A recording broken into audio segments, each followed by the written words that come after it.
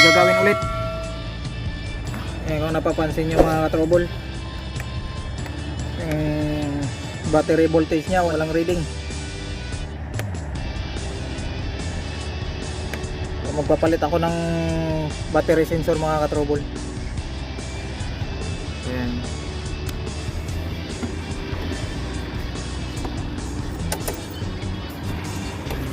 Tayin ko muna yan.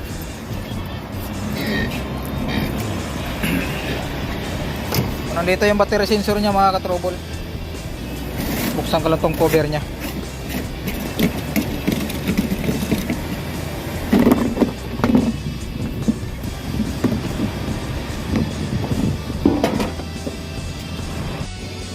Kaya mga ka-trouble, tatanggalin ko na yung battery sensor nya. Ito siya mga ka-trouble.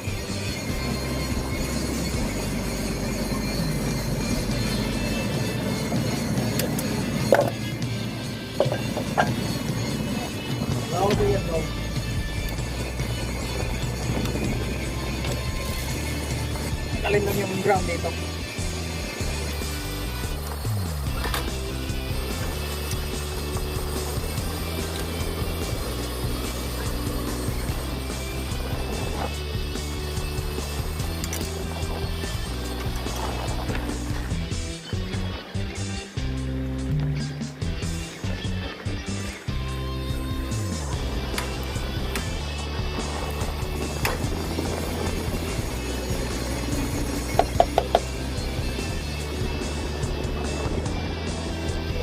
Ayan, natanggal ko na mga ka-trouble yung battery sensor na. Ayan.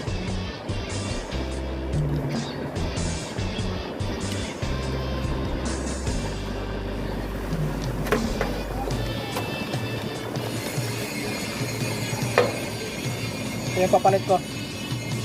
Ayan, bago na.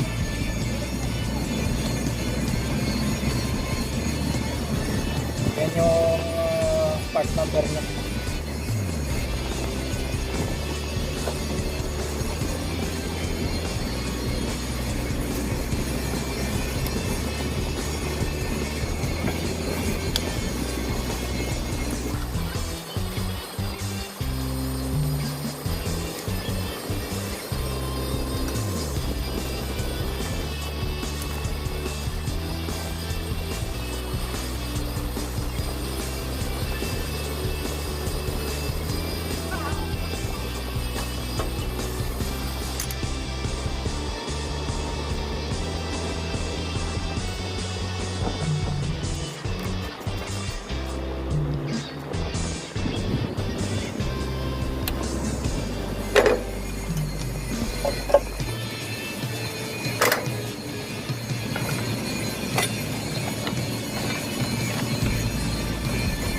Ayan mga ka-trouble, nakikabit ko na. Mamaya ko nalagyan ng mga tie to.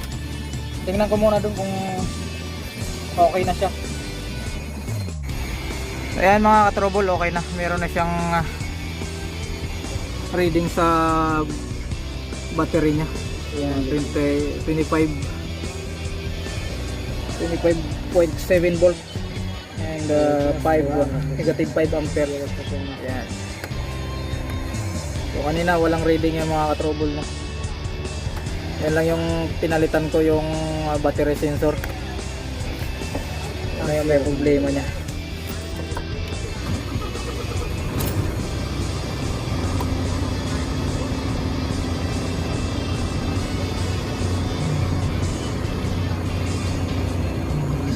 Pwede ko nang i-fix yung mga wire nun. Ayan, salamat mga ka-trouble. Kung hindi ka pa naka-subscribe, paki-subscribe ng aking YouTube channel. Paki-like na rin at paki-share para malaman ng ating ibang ka-trouble dyan. Makatulong man lang tayo kahit kunti. Maka-encounter sila ng problema tulad nito.